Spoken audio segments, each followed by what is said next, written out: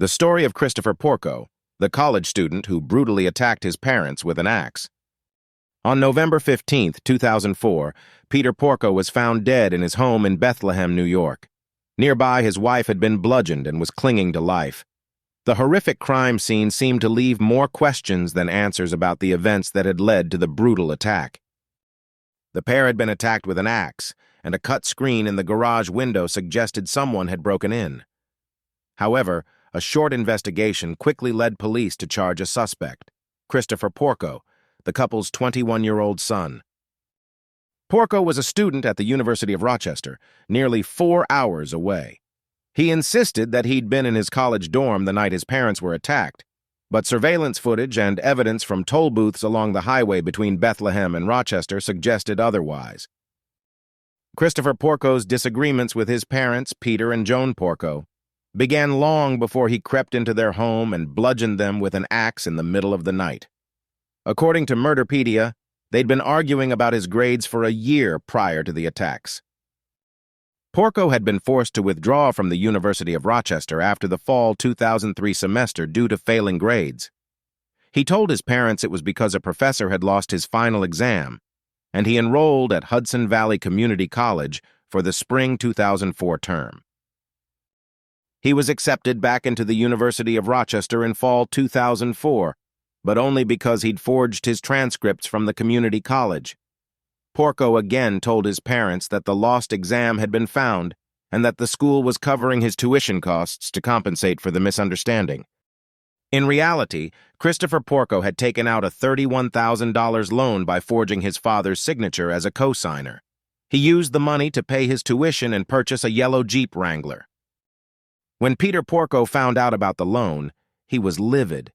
He emailed his son in early November 2004, writing, "Did you forge my signature as a co-signer?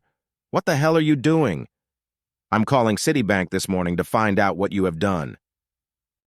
Christopher Porco refused to answer calls from either of his parents, so his father emailed him once more, "I want you to know that if you abuse my credit again, I will be forced to file forgery affidavits." He followed up with, "We may be disappointed with you, but your mother and I still love you and care about your future." Less than 2 weeks later, Peter Porco was brutally murdered. Early in the morning of November 15, 2004, Christopher Porco disabled his parents' burglar alarm, cut their phone line, and crept into their quiet suburban home as they slept. He entered their bedroom and started swinging a fireman's axe at their heads. Porco then got in his Jeep and began the drive back to the University of Rochester.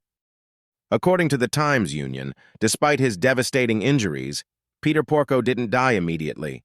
In fact, he even got out of bed and went about his morning routine in a macabre daze. A trail of blood at the crime scene showed that Peter had walked to the bathroom sink, tried to load the dishwasher, packed his lunch, and written a check to pay for one of Christopher's recent parking tickets. He then went outside to get the newspaper, realized he'd locked himself out, and somehow had the presence of mind to open the door using a hidden spare key before collapsing in the home's foyer. When a coroner later examined him, they discovered he'd been bashed in the skull 16 times with the axe and was missing part of his jaw. The murder weapon was found in the bedroom. When Peter didn't show up for work as a law clerk that morning, a court officer was dispatched to his home to check on him. He walked into the grisly scene and immediately called 911. Officers arrived to find Joan Porco still in bed, clinging to life. A portion of her skull was missing, as well as her left eye. She was rushed to the hospital and placed into a medically induced coma, but not before telling one of the officers that her son was the culprit. He claimed that she shook her head no when he asked if her oldest son, Jonathan, was behind the attacks, but when he asked if Christopher was guilty, she nodded her head yes. However, when Joan awoke from her medically induced coma later, she said she couldn't actually remember anything and that Christopher was innocent. Nevertheless, police had already begun investigating Christopher Porco, and they found that his alibi for the evening was a lie. Porco said he'd been sleeping on the couch in his college dorm all night, but his roommate said they'd watched a movie in the common area and hadn't seen him there.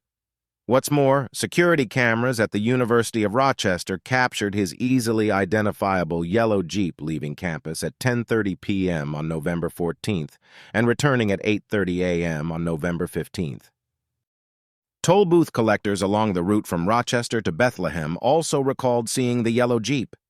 And according to forensic tales, Porco's DNA was later found on one of the toll tickets, proving he was indeed the person driving the Jeep. Christopher Porco was arrested for his father's murder, but he maintained his innocence throughout his trial. What's more, Joan Porco even argued in her son's favor. In a letter to the Times Union, she wrote, "I implore the Bethlehem police and the district attorney's office to leave my son alone and to search for Peter's real killer or killers so that he can rest in peace and my sons and I can live in safety." Despite Joan's pleas, Christopher Porco was found guilty of second-degree murder and attempted murder and sentenced to a minimum of 50 years in prison. After his conviction, he insisted in an interview that his father's true killers were still out there. "At this point," he said, "I have little confidence that they will ever be caught."